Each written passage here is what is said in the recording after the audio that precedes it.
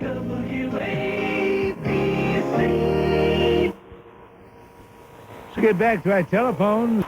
The time has taken its toll. Burnout is a terrible thing. And truth of the matter is, and don't blab this around, but after talking to lowlifes day in and day out, it does get to you. You try to do it for 23 straight years. It just might get to you, too. But you'll never know because you'll never get the chance because very few people have the gift to do this. Paul, this is Bob Grant. Hello to you. Hello, sir.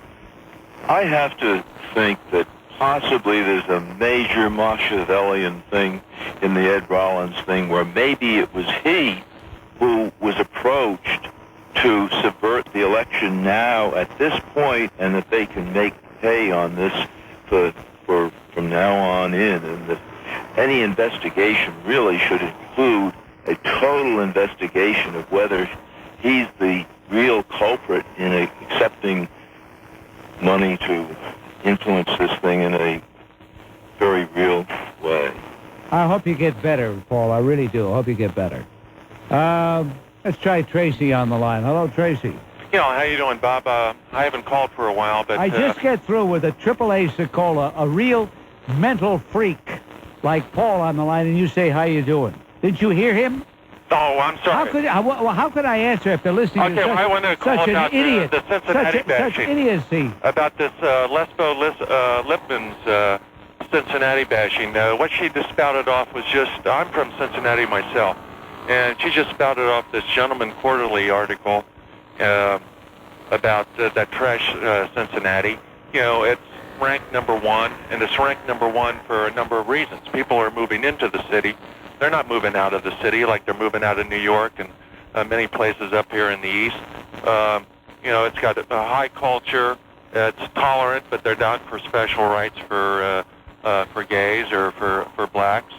They enforce their laws, unlike cities up here. That's a place that has nice tree-lined streets. People feel safe. You can live out there, and you can keep your doors unlocked. What are you, president of the Cincinnati Chamber of Commerce? I don't get this long tirade here. No, I just wanted to respond to what she said. Hey, listen, if those freaks kept their perversion to themselves, nobody would bother them. Okay, well, one other point. There was some fellow called about open interpretation. Well, what worries me is about Ginsburg's open interpretation or idea that about the constitutionality of the death penalty is open to interpretation. Well, it's mentioned explicitly in the 5th, 8th, and 14th Amendment. How could it be open to interpretation? What about Article 4 of the Constitution, which guarantees... Right, I've always said that. Every time we get together, a social event of some kind, a coffee clutch, cocktail party, dinner party, we talk about just that exactly. Thank you, Tracy. Tony, you're on WABC. Hello. Hi, Bob. How you doing? There's another guy saying, how you doing? Okay, I just want to... I'd like to get you guys, line you up against the wall and punch each and every one of you in the mouth. Maybe sometime you get a chance. Okay. I just wanted to ask what you felt about this race issue. Do you think there's really such a thing as white racism, and do you agree that it does have a controlling effect? I tell you what, you sound like a nice gentleman. The only one problem, you didn't bring an interpreter with you. Next time you call a program, have an interpreter on the extension, and he can translate. Who the heck knows what this guy's saying? You think you're white racism? Hey, is that the way they teach you how to talk in the islands? Why? What is it? What is it? Do people gargle with cement? I don't get it. Richard, hello. No, we don't have Richard. You're the acting attorney general, but you're also a two-bit putrid little schmuck. And if I ever see you anywhere in the state of New Jersey, I'm going to punch your dumb nose right down your stupid throat. So there. Hello, Alan. What's on your mind? Hey, Bob. Before you had raised the question about why NAFTA, if it's approved, would increase the number of jobs going south to Mexico. There's a very simple reason for it. Within the NAFTA agreement, the largest section of it involves investment. And under that agreement, the United States government guarantees the investment of any corporation that invests in Mexico, which means if they lose that investment through nationalization by the country of Mexico or lose their investment for other reasons, we as taxpayers will reimburse those companies for their millions of dollars of investment. And that's why the jobs will flood down to Mexico. If you want to talk about, you've just exposed yourself, Alan. I'm disappointed in you. You've exposed yourself as stupid suddenly. His biggest support came from American labor, not American but American business. labor is not a strong issue anymore, Bob. And American labor is opposed to NAFTA, so you're contradicting yourself. But that's all right, you dope. In a past life, I don't believe in reincarnation, and yet I have to suspect that maybe I did have a past life in which I committed many sins and therefore have to expiate much karma in this life. How else can I interpret what I have to endure from 3 until 7, Monday through Friday?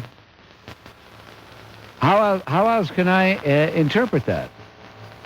You have no idea what torture, especially today, what torture it is to come in and be part of this absolutely banal exercise.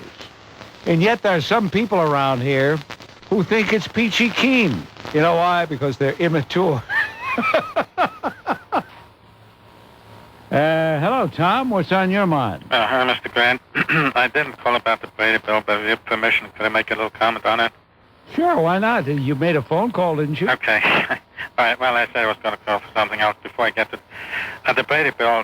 Ban of it by itself is rather harmless, but the proponents have stated that it'll have no effect on crime. That's merely intended as a beginning, foot in the door legislation that once it's in place, it's to be expanded, and once it's expanded, to be expanded again and again until, fewer and fewer people are going to be able to have a firearm.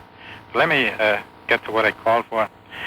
I got this in the Guardian, the official newsletter of the Coalition of New Jersey Sportsmen, about Florio, what he tried to do during the campaign, and they say, and they have documentation in case you're interested. They say that his attorneys wrote to all the news media in tri-state area threatening to sue them if they aired pro-gun advertisements. Wait a minute. Stop right there. What is the nature of this call? What the hell is your subject here? Well, I like to say that Florio did some things that are not quite legitimate to me, and I want your opinion if it's not legitimate, or... Don't read anything from the Guardian or anything else. Just tell me what it is you think he did that's illegitimate. Okay. Here his lawyers call the news media in tri-state area, and he threatened, his attorneys did, they threatened to sue them if they aired any advertisement criticizing Florio, his staff. Okay? And reportedly, he also wrote a letter to 21 state prosecutors asking them to arrest people who had certain Florio 393 stickers on their bumper. I wonder if you heard about that, or if that would be illegal to do. Cut it out, will you? Cut it out. What do you say? Well, cut it out. That's a First Amendment right. You want to have a Florio free sticker on your bumper? Well, Come on. What I thought, too. That's what I thought, too. But okay, thank you very much. What the heck? The guy sounded like he was from, I don't know, Middle Slobovia, not even Lower Slobovia. What kind of accent was that? What kind of... I gotta get out of here! I gotta get out of here. This is so stupid. This whole concept, this whole format, it's so stupid. All right, David, what would you like to say? I'd like to say amen to that, Bob, first of all. No, really, stop and think about it. Bob comes in, he sits behind a microphone. He says, let's be... What did he say? What'd you say? I think he was scrubbing dishes down at Tony's Pizza last week down the block from me. Talking some gibberish behind there, throwing some garbage out of the dumpster. I don't get it, Bob. Okay, what would you like to say? I say, well, Bob, with copycat crimes being so popular these days, okay, do you think Christine Whitman would like to cut off Ed Rollins' penis? I think she'd like to do more than that, and so would I. Did you think we were all going to fall off our chairs with that question, you little schmuck? It's a parade of sickolas. Really? Hey, Benelli, come on, John. Let's cut it out here. Come on, let me get out of here, will you? For heaven's sake, as where you are right now, where I am right now, where anybody is right now, do we even know there's a spotted owl or a bunch of spotted owls in that section of Oregon? And can you see the caribou running? Doesn't it make you feel good at night when you go to bed? Yeah, maybe what's her name will say, well, Clem, how do you feel? Are you going to be able to sleep well tonight? You say, well, Maud, I feel good. She says, why? Did you have a good day at the office? No, but I know that I can pull the Pequots up below my chin, rest my head on the pillow, and I can think of those spotted owls hooting away out there in the Oregon forests. And she says, and you know what makes me absolutely orgasmic? That the caribou are running without bumping into any oil wells up there in the Arctic Circle. So all's right with the world. The caribou are running free. The owls are hooting free. You know, if you want to see an owl, a spotted owl, you're not likely to go to Oregon just to see an owl. Can you imagine? Hey, look, Rollo, look up there, that tree. See? That's a spotted owl. Woo, woo, woo. And he says, oh, golly gee, Daddy. No, put them in the zoo if to preserve them, to see them is what's necessary. And the caribou? I just don't understand. Maybe there's something wrong with me, but I do not understand that insanity. Excuse me. Bud, you're on WABC. Hello. Hey, Mr. Grant, how are you today? I know I'm not supposed to say that, but I got really... I know you people can't help it. It just comes out automatically. That's all right. I apologize. All right. Phil called from Old Bridge, barely started his conversation prior to the news. And if you're still there, Phil, go right ahead. Okay, Mr. Grant, get back to it. You know, when your 5:30 show comes to conclusion and the 9 o'clock show is ready to come on, they get together, the two vipers get together, and this morning they were discussing Schwarzenegger's penis. And I was only thinking to myself, the gentleman who is part of the early show was right into it, discussing it. I mean, as an Italian-American man, if my wife would discuss, my wife is right here, and if my wife would discuss anybody's penis in front of me, I mean, believe me, I don't think she'd ever do it.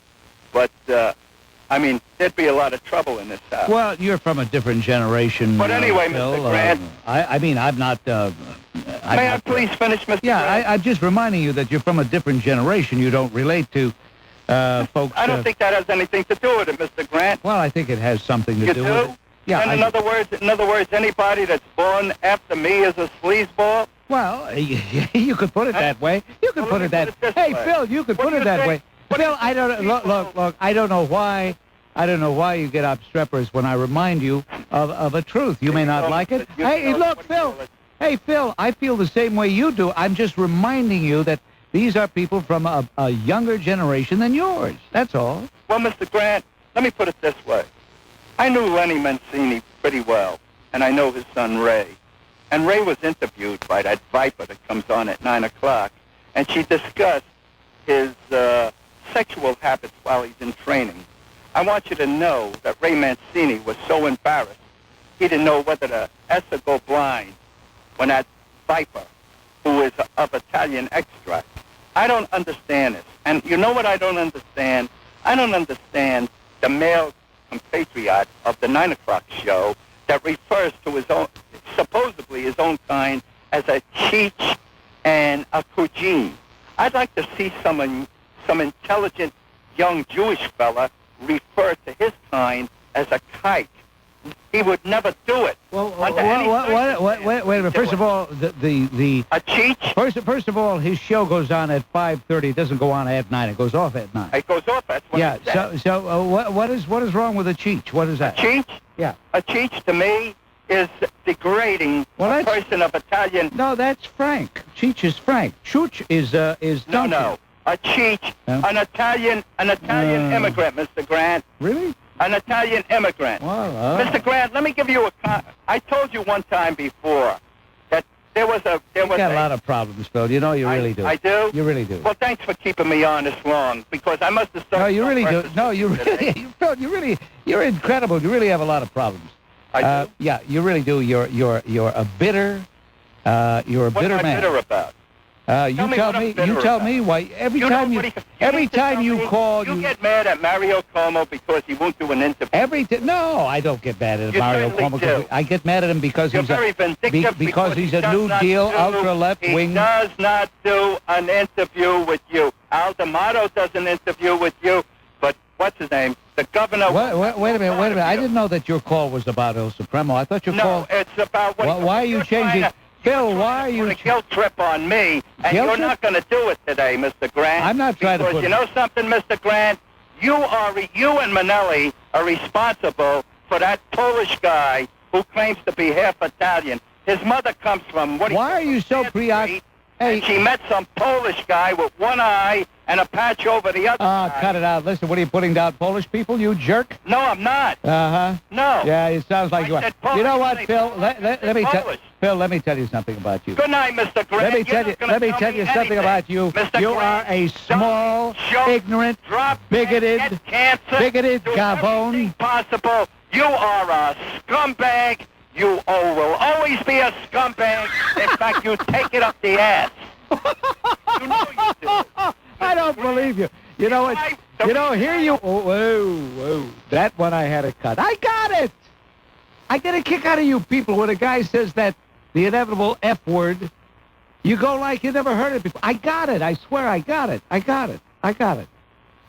Phil showed what he is. Ladies and gentlemen, that is the last time I will take a call from Phil of Old Bridge.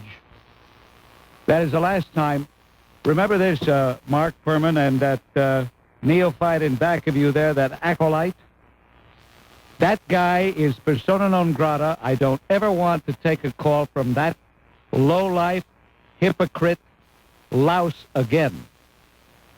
I gave him the time of day. I tried to dignify him by paying attention to what I was saying and tried to entertain. You heard the conversation. I have been putting up with Phil of Old Bridge from when he was Phil of Ozone Park. And what's the matter? We didn't get it? We didn't get the F word? Oh, we got the F word. All right, so what are you talking? You know, it's very difficult for me to concentrate on what I'm saying when I see the two of you look like you're going to walk the plank going to your death. Call Chairman Murphy on the phone right now. Okay, Mr. Murphy, don't fire Susan Ronneberger and Mark Furman. They didn't do anything wrong. Okay, fine, everything's okay. It's cool. All right, you're clear. Getting back to Phil. See, he upset everybody here.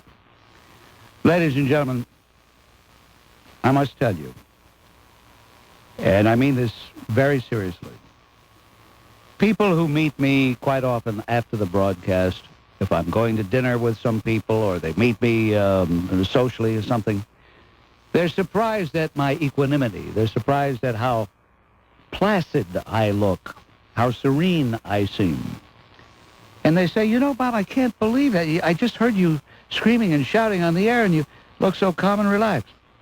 Well, that's because when 7 o'clock comes and we slam the lid on things, we are slamming the lid on things.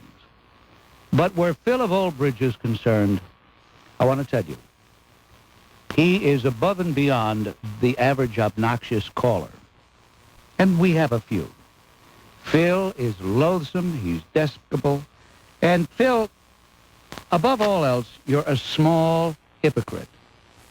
Here you talk about the language you don't like being used by Joy Behar or the Sliwas, and yet look at the vile, filthy language you used on me. Phil, you are a total failure, a fake, and a phony. And you know something, Phil? And this is no big, brave statement on my part, because you sound like a doddering, geriatric jerk. But I'll tell you something, Phil. I would love to meet you face to face. I would love to duke it out with you. And you know something, Phil? I would gladly smash your nose right down your dumb throat. But would you do me one little favor? Sign a release saying that after I mashed you, you wouldn't sue me. You scumbag! Joe Nolan. Sometimes I make myself laugh. I'm laughing because you started laughing. No, this guy, Phil, Joe, I despise him. I loathe him. I think more than any caller I've ever had. When did he move? Oh, he moved from Ozone Park a long time ago. I was going to say, probably threw him out of his own park. That wild man that was on before, what was his name from Old Bridge? Phil. Yeah, he said that anybody who was born after him is a scum. I mean, anybody younger than him? Well, is that the... I don't think he's worth quoting. I don't think he's... No, really. He's totally alienated. He's a sick man. He really is. Uh-huh. He sounded kind of strange to me. Yeah, he's always been so uptight, and I've never really felt too comfortable with him because he's so... He's such an absolute, total bigoted person. The consummate anti-Semite. I mean, he's... And look at the crack he made about Polish people. I mean, this guy is just a total bigot. He's strange. And worst of all, he's dumb. That's his worst sin. He's dumb. Thank you very much, Bob. Thank you. That's Bob calling from Little Falls, wall-to-wall Bob Grant Country. Hey, Larry's checking in right here from New York City. Hello, Larry. Hello, Bob. I'd like to say it's comforting to know that there are people like Mr. Weber who are standing up to the wave of social sexual engineers with their blood-ridden solutions. I'd like to comment about the Israeli action this morning. If I can engage in fantasy, I'm listening. Yeah, the two UN so-called peacekeeping soldiers that were wounded. Yes. I think they should have been shot or even mutilated. And when the administration earlier this week called for restraint, that should have been the signal for the RDF to charge. Why would you want these UN people shot or mutilated? Why would you want that? Well, the reports, the fist fights, and they're standing in the way. And let's face it. No, you haven't given me a justification for such an absurd statement. Okay, let me try a little better. It's as absurd as your comment about Weber. Oh, what did I say about Weber? You said he's standing in the way of what, I don't know, but you said he's standing... No, I said he's standing up against... against what? What is he standing against? Common sense? Decency? No, I said standing up for morality against the insane, what I call social sexual engineer. Well, the social sexual engineers are on the other side. That's what I said. Oh, that's what you said. Hey, you know what, Larry? Why don't you go out to Old Bridge and say hello to Phil? I think the two of you would get along real well. Oh, wait a minute, Mr. Grant. Why all this... Hey, look, I don't like you. I don't like you one single bit. I don't like that. I don't like that comment about they should be shot or mutilated. It makes no sense. You're not making any sense, you jerk. Will you let me talk, please? Let you talk. I've been letting you talk. You haven't made any sense so far. Give me a chance to make sense, and just give me... All I'm doing is giving you a chance to show people how stupid you are. Okay, I'm stupid. Can I talk? Yes, you can talk for a bit. Don't get on my nerves too much. What is it you want to say? You want to try to make a comeback? I'm just trying to explain what you said that you thought is absurd. Yeah, okay, yeah. Why do you want them shot? Well, I thought that when they mutilated those Israelis inside Israel, and with the Katyusha rockets being fired inside Israel, and after all, what is the UN peacekeepers... You don't know what you're talking about, you jerk. What a jerk. Yeah, I gotta get out of here. What the heck am I doing? And I go extend the thing for an hour yet. Instead of 3 hours, 4 hours. For what? They're sick out there and getting sicker. Maria, this is Bob Grant with you on WABC. I also wanted to speak to you concerning something about Mario Cuomo. You've asked many years now about what it is about him as to why he doesn't run and why he doesn't run. I haven't asked that. I think I know why. Many people have. Okay. All right. Valentine's night, Barry Gray had a show on. I don't want to hear about somebody else's show. No, Thank you very much. No, please. On WABC, let's say hello to Michael. Michael, hello. Yes, Mr. Bob Grant. Now I just discovered today on your show, now I know two Gavones. One is Phil. And another one is this man who molested the 14-year-old in Ireland for a year. Now, she is pregnant. I tell you another, the biggest Gavone of all is the judge who won't let this poor girl go to Britain to have an abortion. Thank you. That's what I was getting ready to say, Bob. She wants an abortion. Well, I mean, personally, I think that she should have the baby get up for adoption only because of her age. I am pro-choice, but the idea of a 14-year-old having an abortion, you know, it's just... Well, the idea of a 14-year-old having a baby is even more absurd. You would? Especially conceived in rape. That judge has no right. That's terrible. And the parents, they made a terrible mistake in going public with this, because they should have just gotten on a plane.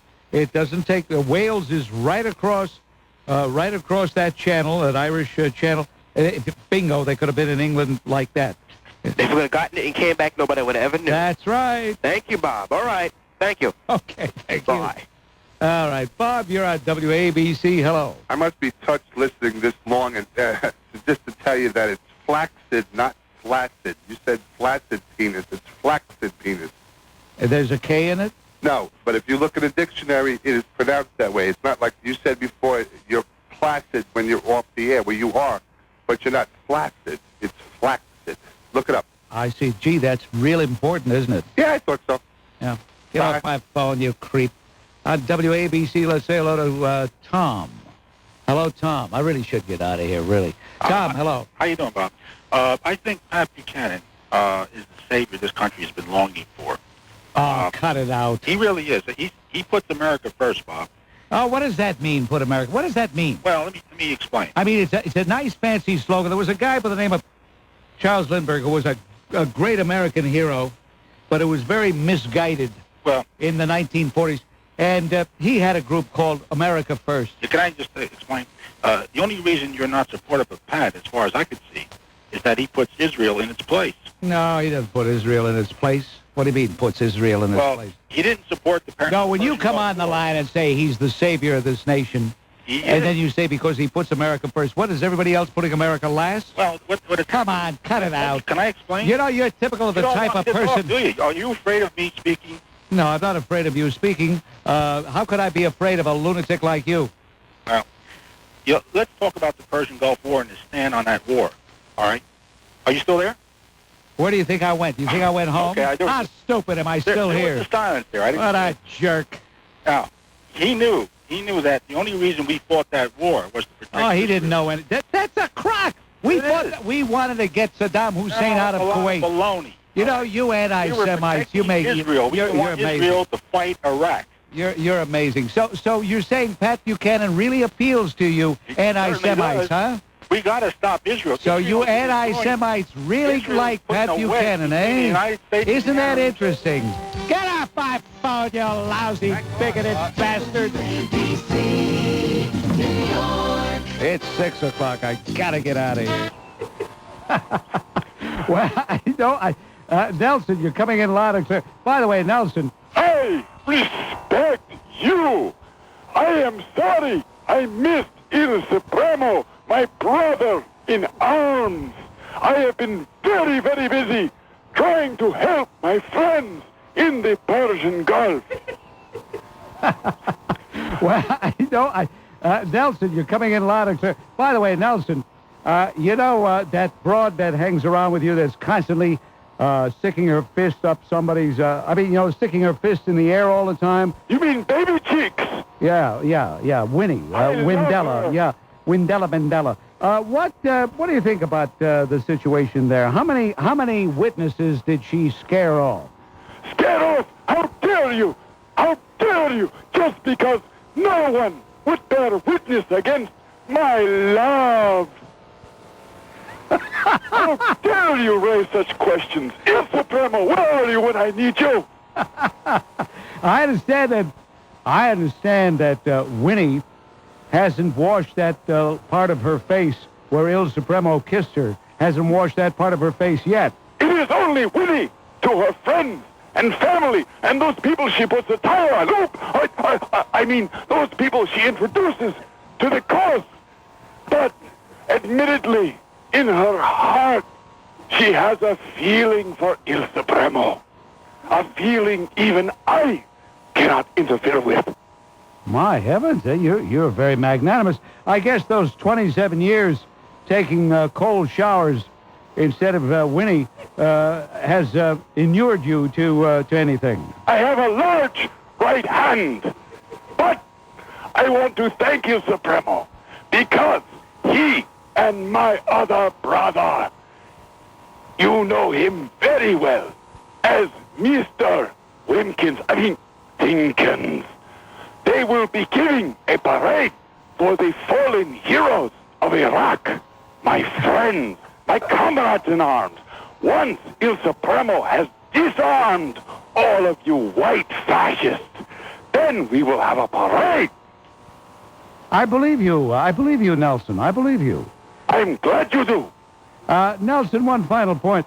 Much was made of your meeting with Chief Buthelezi of Inkatha, the Zulu leader. Did you hit it off all right with him, or was that not really behind the scenes? Was that not a satisfactory meeting? I hit it right off of his head. He did not bend over and kiss me, where I, the leader of the ANC, asked Joe Slovo. He knows I'm leader. Ask him. He did not bend over and kiss me, so I hit it right off of his head. He is no one. Nelson, it is a great honor, it really is, that you would take time out of your busy schedule driving Winnie around, take time out of your schedule to call us all the way from Johannesburg. Well, my friend Saddam is very, very busy trying to keep his government in order to free the people of Kuwait from the bonds of American imperialism and white racism. So I have much time on my hands. I will come back to New York. You can spend $2 million more on me. I love you all. I respect you all. Right on, Nelson, right on. And, Amandala! Mandela, a sail that came out. Jim checking in now from New York City. Yes, hello, Jim. Hi, Bob. I'll give you an accolade that I enjoy your sense of humor very much, but I have to say I disagree with you at times, including yesterday. My wife and I were listening, and he gave your spiel about Martin Luther King. I know you don't like him, and I want to make some comments, but this was my wife and I reaction.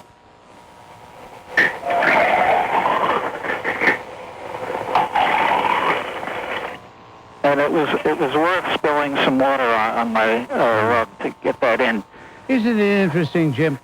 By the way, imitation is the sincerest form of flattery, so I consider myself being flattered because of what you just did. But, Jim, isn't it interesting? I don't bring up that bum Martin King. I don't bring him up. Other people bring him up. Why do you suppose they keep bringing him up? There's hardly a day that goes by that somebody doesn't bring that skunk up. Can I make a couple of points about him?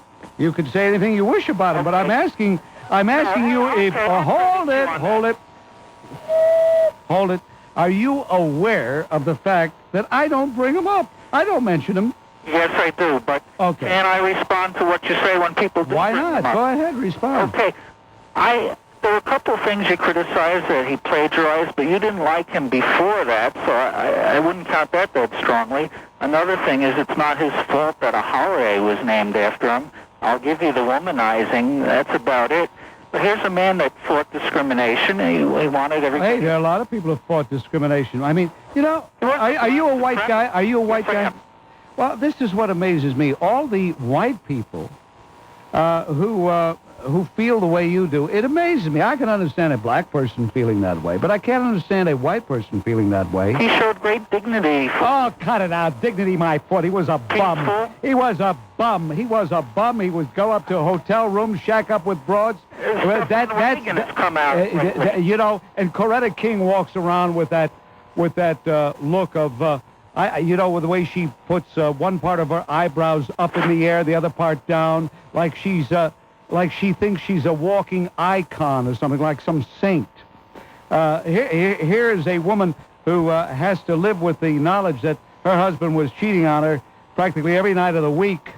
You want to paint him into a saint? Why do people like you bring him up all the time? Do you have some guilt feeling in your past? No, I found what you were saying yesterday was just terrible. Well, I'm going to say it all the more because of you, you little putrid pipsqueak. Get off my phone, you weasel. Oh, dear me. It's Peter checking in from New Jersey. Yes, hello, Peter. When are we going to get a national holiday on your birthday? Oh, my. I mean, I know I poured it really on thick over here, but you're one of my favorite people in the world. You always have been, and you always will be. And one of these days, I'm going to call you closer to 6 o'clock because I want to imitate, or try and imitate, your sign-off as close and as best as I possibly Well, can. go ahead. Do it now, even though I'm not signing off. It's okay. Well, I know you don't like people auditioning, but I'm one of your favorite people in the world. Believe me, I really am. And I just like to give it a shot if I may. And I want you to rate me on this and see how I do. But you put me on the spot because if I don't think it's good, I'll have to tell you, and then your feelings will be hurt. Well, you can always tell me, get off my phone. All right, if I don't like it, Be honest. I'll tell you to get off. If I don't think it's a good imitation, I'll tell you to get off. Okay, can I use my name or yours? Whatever you want. Okay. Whatever makes you feel that you can do the imitation better. Okay. Well, that slams a lid on things for today. Until tomorrow, this is Jimmy D'Angelo reminding you that your influence counts. Use it. Kill Saddam and get the swimmer. Get off my phone, you creep. WABC. I'm Bob Grant. Let's say hello to Clara. Hello, Clara. This is Clara. First of all, I got a couple of different subjects I want to talk about with Myrtle Whitmore and this man they named Vanilla Ice. But first, I want to tell you something. The last time I spoke to you, and every time, you end up calling me a fat slob, and you hang up, and you're a coward because I can't talk back. You press that button on me, and I have nothing to say. And I never breathe it up again after I speak to you, but I know why you do that. Because I intimidate you. My preacher was saying, because I intimidate you, and I hit the head on the nail. And when I tell you something, you get so mad, you land up calling me that slob. But I ain't going to get insulted, because I know that I got you. That's the first thing I want to tell you, because I don't like it. And next time you do that, I'm going to come down there, I'm going to sit on you in front of people passing by. Now, let me get to what I called about. I'm listening. I'm not saying a word, Clara. Well, you were very nasty to me. You called me a big fat slob. Because you are, but go ahead. You see that? Well, next time I come down, I'm going to laugh out loud. I'm going to wait till a lot of people pass by and get a hold of you and sit on you in front of public. What size dress do you wear, 24? Listen, I'm going to get to something important. I'm not going to talk about that because you're a peanut anyhow. Let me get to Myrtle Whitmore. First of all, Myrtle Whitmore, I'm going to call her Myrtle Whitemore because she thinks she's more white than black. Number one. And I'll tell you why. No pun intended, but you couldn't shine her shoes, Clara. There you go again, because I'm intimidating you. I know that, but I ain't going to... You don't intimidate me. Hey, Clara, you don't intimidate me, except when you say you're going to sit on me, because with those 380 pounds you've got of blubber and lard, you'd really squash me. Oh, I not only that, honey, but I would put my foot down your mouth on top of that. Your foot? That's right. What size bra do you wear? The same size underwear you wear. That's a crazy answer. I don't think you're funny. You know that? I don't think that you're being funny. What do you have, a 72 double D? I want to get to Myrtle Whitmore. You know this man they brought up before, Vanilla Ice? Yes, Reverend Ike? Did you say... Ice. That guy is a... Oh, Vanilla Ice. Who is a white rap singer. And that guy was right. The black people do not want that white guy named Vanilla Ice in the black rap type of area. Why? What are they? For booing that guy, because we don't need a white rap singer who's trying to be black. Well, Clara, are you prejudiced against white people? I do not like a lot of them, especially like you. You know that? What is there about me you don't like, Clara? First of all, you're fresh. You call me fat all the time, and you know that I have a lot of political... Wait a minute. Of course I call you fat. You told me over the phone one time that you weighed close to 400 pounds. Honey, you don't look half as beautiful as I do, so I don't care how big I am, because I got my... Well, you are a fat slob. Let's face it, and Clara. You know what you are. You are a make-believe funny little peanut.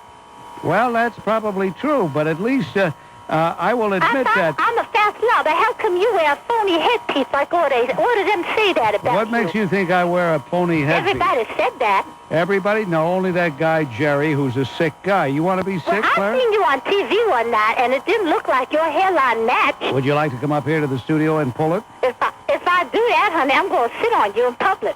You want to try that? I'll tell you what, Clara. I very rarely, except to punch some guy's nose down his throat, You wouldn't get invite that far, anybody. 'cause the last time Ladies the and man gentlemen, hit me, he went to the moon. Nobody is ever going to hit me. Ladies and gentlemen, I'm going public now. I'm inviting Clara to come down and join me here in the studio. She won't, but I invite her anyway. Well, you may be very surprised. All right, Clara, you know where we are, don't you? What do you think of Myrtle Whitmore? How come you like Myrtle Whitmore so much? Well, Myrtle Whitmore happens to be a fine woman who exemplifies all that's good in this country. She's a great American lady, a patriot. Aunt Myrtle And- Tom. That's what I call Now, her, not Uncle Tom. why is she Aunt Myrtle. Why is she a Tom? You know Tell me, why? Because what makes I her tell a... you, What is she it? said something. Okay, I'm going to answer that. She said something that I didn't like. A black woman called up, and she said to her that she had problems, and she accused Myrtle of something. Myrtle said, how dare you say that to me? I always love people. Well, let me tell you something. Well, that's true. She does love people. Myrtle is a good, caring person. But if somebody going to poke you in the face, you ain't going to say I love them. Well, that's true. Who said she was going to poke her in the face? Well, Myrtle is trying to say that no matter what anybody does, you've got to turn around and kiss them. You know what I figured out about you, And I Clara? don't like that type of talk, because when somebody hurt me, I'm not going to turn around and give him a hug. I'll tell you what, Myrtle. Let me take you down to one of my sponsors. My name ain't Myrtle. Oh, excuse me, Clara. Let me take you down to one of my sponsors. We'll lose about 260 pounds or so. We'll slim you down a little bit. Get you a new dress. You look in the mirror. You'll see that you look much better, and you'll feel better about yourself. You sound like you got cramps the way you talk. Cramps? You sound like you got bad cramps. You talk like a little old nasty woman. That's right. A little old nasty You sound like woman. you got cramps. Well, Clara, Hey, next you gotta time... put Hey, it back. Clara, next time you call, will you bring the Windex, please? You see that? You always land up telling me. I tell you something. I got me a white maid. You got a white maid? That's right. Put her on the phone. I don't have it here. How convenient. Thank you, Clara. I bet you got yourself, I bet you try to get yourself a very, very nice maid, and I bet that one of the maids that cleans for you is probably one of your relatives. Clara, what I'd like you to do now is finish that box of Snickers that you've been munching on before the call, and call me in 7 days. On WABC, 19 minutes now, before 5 o'clock. Hello, Bob. Bob? Yeah, Joe, I said hello, Joe. I said hello, Dominic, and I guess people want reassurance. Yeah, I'm here, Dominic. Okay, Bob, right at this current moment, Al Sharpton and the so-called Reverend Dorothy, the rabble-rousers, are leading a demonstration in front of the Brooklyn Board of Elections.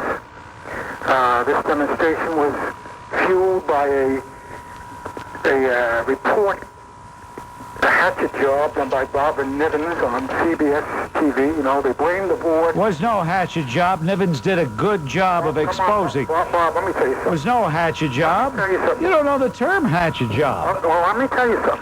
There are people out in the street, so-called volunteers who register people. Why don't you go from table to table over there?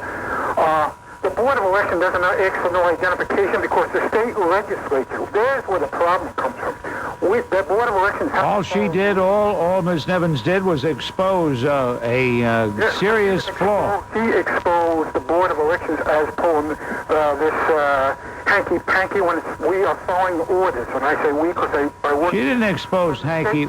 You know what, Dominic? You're really a cavone. You really are a cavone. That isn't what she was... She was exposed.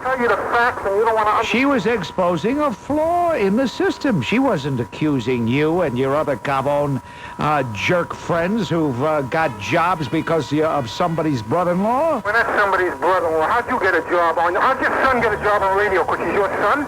No, if he... Hey, jerk, listen. I'll come there and punch your nose on your face. I wish you would, you big fat slob. You big fat slob. Come on down here, I'd love it. Brain to start with. I don't know even why I bothered to call you. You know why you bother to call me? Because it's the only thing you've got going for you. For a change. You are the biggest jerk on radio. Well, at least I'm bigger at something than you are, except you're big around the waist. You don't have a bigger brain. You don't have... Yeah, go ahead down to the saloon. You jerk. Second and a half. You idiot. Goodbye. WABC, New York. It's 5 o'clock. This is Bob Grant. Hey, there's Roger's giving us.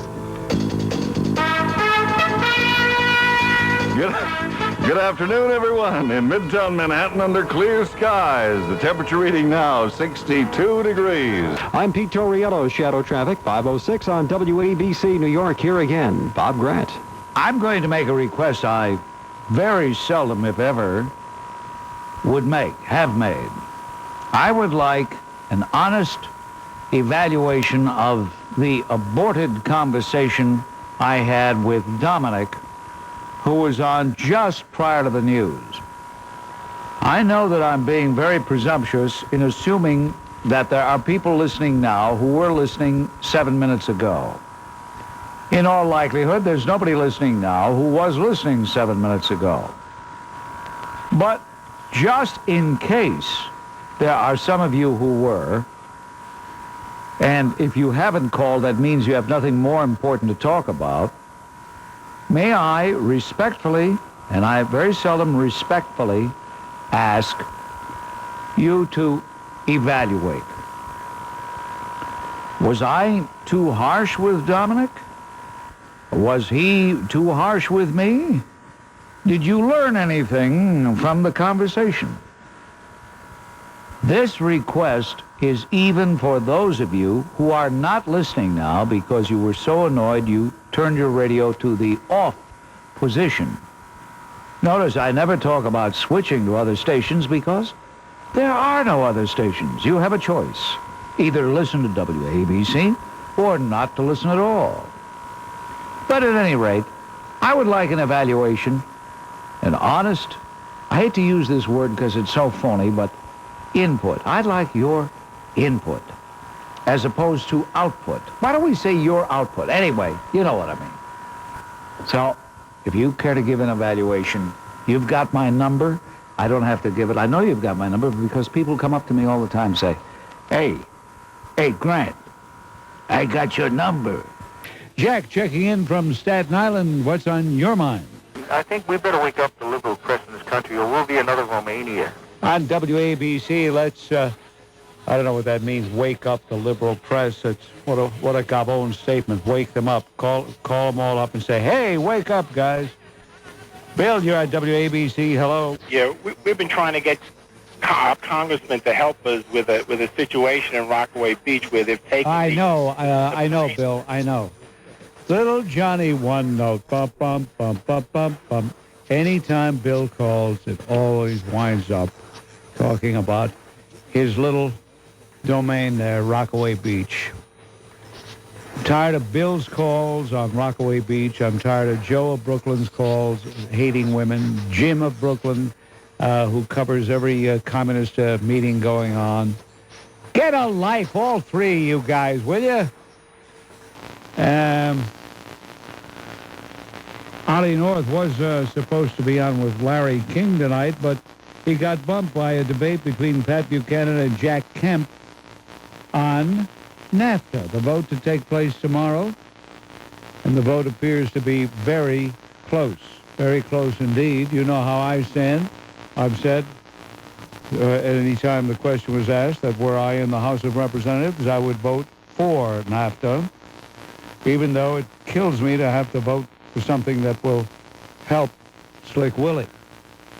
But I put my interest in what I believe is the aid of the country above my contempt for Slick Willie.